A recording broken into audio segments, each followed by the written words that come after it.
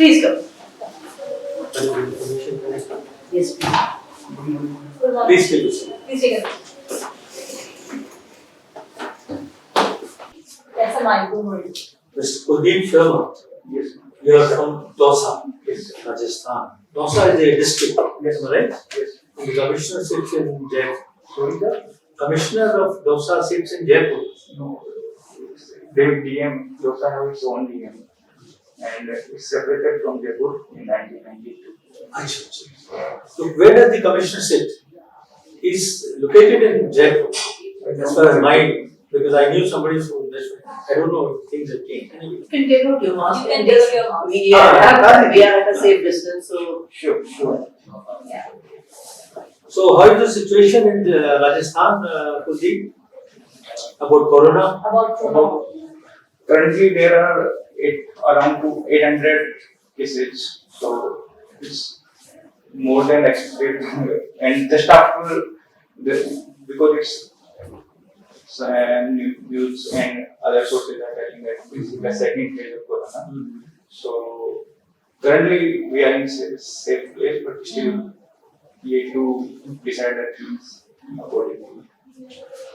Are you comfortable sitting here? Or are you feeling nervous? No, not at all. Just I am. See, I must commend you for having made it up to the stage in the very second attempt.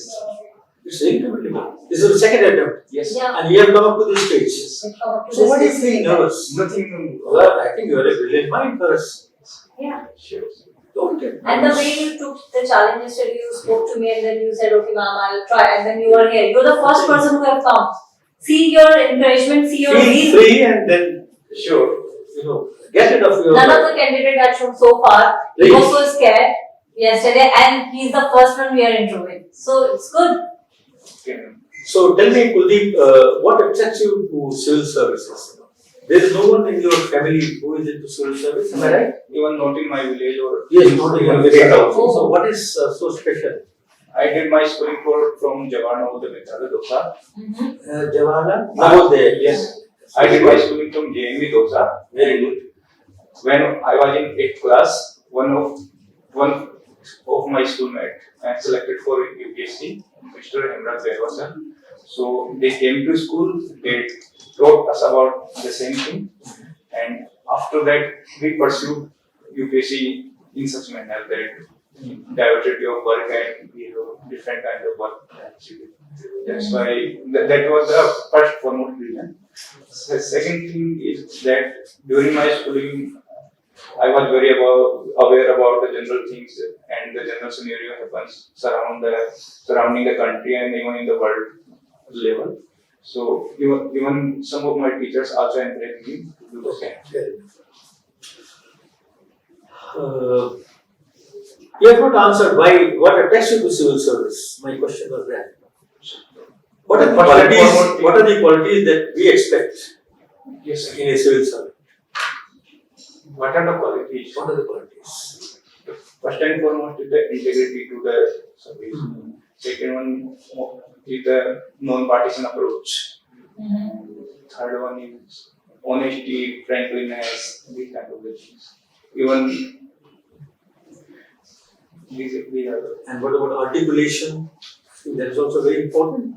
Yes, Because as a district magistrate, you will be required to interact with the large public Last face. section of society. So you may have to give lectures also, address public. Articulation is also very important. Yes. And one of Anyway, coming back to Dausa, I have never been there, but I wanted to be there. It is famous for a very good temple. Yes. Balaji temple is there, am I right? Yes, sir. I wanted to go there, but I have not been there. Have you been to Balaji temple? Yes.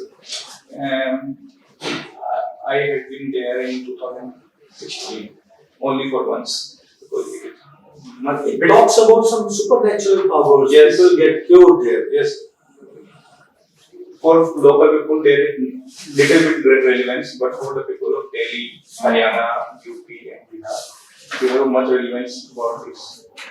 So that's why people to relax them from supernatural powers, they go there and that powers is there.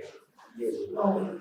So do you have any personal experience? You have seen anyone like in there and then got the supernatural things or that spirit come out of the body or something like that? Do you believe in supernatural You believe in powers? that? With Not at all. You don't believe in? No. So what's the point in going to the temple? It's people's perspective, it's not my perspective. then what made you attracted to go over there? It's Why did you not- go? Why did you go? It's not your perspective, right? But then what made you go there? I went with my friends, just fascinated about the things, what happens You there. were exploring. Good. Yes, that's, For picnicking or something? yes. So you had always been an explorer, like you always wants to try and come and see Yes. things. Yes, it's a part of me. Oh, that's great. That's nice. You did your post-graduation in geography from JNU.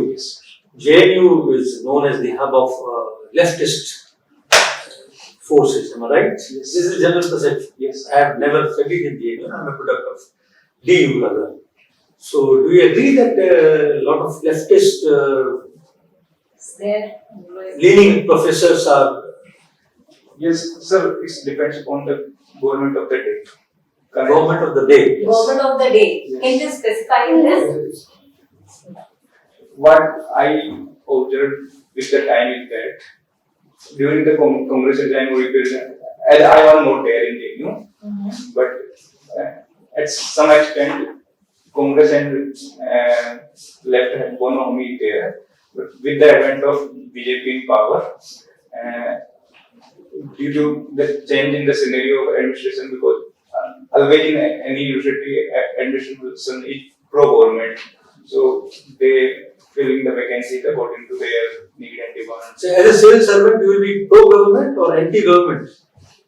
It's depend upon the situation, because I will, as a rational person, I will follow the legal path, whatever I Rules. Yes. But there have been occasions, the greatest threat that a civil servant is required to face in the service career is the tongue lashing by the political class.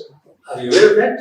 Yes, sir. They give a bit of their mind on every, if you don't fall in line, if you don't obey their orders, comply with their orders. But are you prepared for that? Yes, sir. The first and foremost thing, I will go with the legal, whatever the legal. That's okay, but minister is not convinced. Supposing one day, supposing I am talking of a hypothetical situation. I passed long years.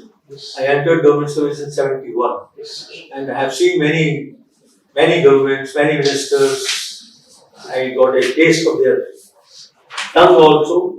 So I know. It is, initially everybody says that we will do as per rules, we will act as per rules, but it never happens in actual practice. One falls in line, we have to obey. And are we not supposed to follow the political masters? He is the charge of the ministry where you are working, or if you are a district magistrate, he's your boss. Still, Supposing, okay, let me amplify the situation. Supposing there is a situation, hypothetical situation, you are a district magistrate and you get a phone call from the minister that Mr. Kuldeep, this is the job, there is a tender pending on your table, and please give it to Mr. XYZ, who is third lowest or fourth lowest, because he has been my political canvassing. He helped me a lot during my election period. So please give it to him.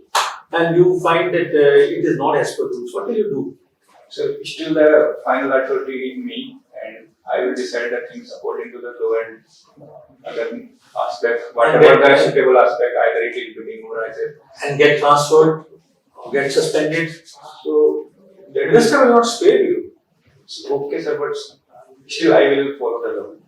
You will follow the rules. What else? What other action would you take? So He's pressing you. as a final authority, I can ask the minister to can provide some in return if you want the same thing. Supposing he refuses to do that also, what will be your? Then I will follow the law. Because I know No other other if any case after in case of corruption emerge after that, then I will be the accused. That's why. You will not take your bosses into confidence, which is what we are all expected to do. Supposing he doesn't give you orders in writing, Yes. won't you find it better post-election just to put down the orders of the minister in writing and then inform your boss, this is not possible, I am not in a position to do it. Will that not save your position, your post? Otherwise you will get transferred. Every other day we are hearing cases of civil servants getting transferred, this thing or Anyway, 2-3 more questions I will ask you in brief questions and I will expect brief answers from you. You are a student of JNU. Yes. You know something about disaster management? Yes. Some guidelines have been laid down by Indian. NDMA. What are those guidelines? Supposing you are the district magistrate Yes. of Dosa Yes. and there is a calamity that falls on this district. If it is a hill state, then some flood will come or avalanche will come or something. What course of action will you take as a DM? Prima facie, I collect the information, whatever happened there. Then the instant help regarding that, I will provide the instant help. If maybe it is better to I think we have not gone through the guidelines. NDMA guidelines. There are guidelines, there is a set procedure. Yes. You have to call a meeting of your experts, there is a committee for this. All experts are called and then you hear them and then including telecom, firefighters or whatever, Yes. all those flood fighters and all those people are called, then you take help in taking decisions. Acha, have you heard about the term called Sanskritization? Yes, sir. What is that? Sanskritization is a simple term in which the people from lower division, Lower caste or lower division class are following the broader aspect to include them in the scenario of broader aspect. Like people from lower caste, even if we can see in the case of Rajasthan, there are people who earlier worshipped their local deity, Bhomiya Baba and that kind of thing, but currently they are following the worship of Hanumanji and Vishnu, and so they are following the broader aspect to include them in Okay. Is it same as westernization? So we often talk about westernizations, that we are aping the West. Is it not some kind a variant of Sanskritizations? Because we imitate our seniors, our superiors. There is difference between westernization and Sanskritization. Sanskritization we follow by looking towards our surrounding, but westernization is a far aspect rather than Sanskritization. And another aspect is that Okay, fair enough. One last question. Since you are from Rajasthan, I am reminded of a event that took place. So when the previous government, BJP government was there, let me not name the government, the then chief minister issued an ordinance. Are you aware of something? It is regarding media tag, the chief minister said no media man will criticize bureaucracy yes, or legislators. Are you aware of that? What happened to that? after a point of time they withdrew the They withdrew it. Yes. They withdrew it or it is in cold storage. It was not withdrawn as far as I recall. I think one of the prominent issues. It is in cold storage somewhere. It is as good as that. One last question. Bitcoin. Have you heard about Bitcoin? Yes. What is Bitcoin? Is it legal?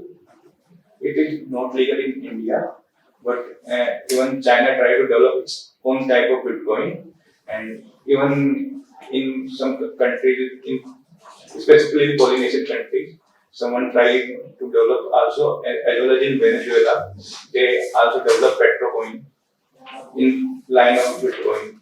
So, supposing you are having Bitcoins, cryptocurrencies, and you inform the income tax authorities It's Even then it is illegal. yes, illegal because RBI given us guidelines, so they It is are. not a legal tender or something. Even if you inform the income tax authorities that I have got Bitcoin, this is the source. I'm not aware of. You know. Thank you very much, Kuldeep.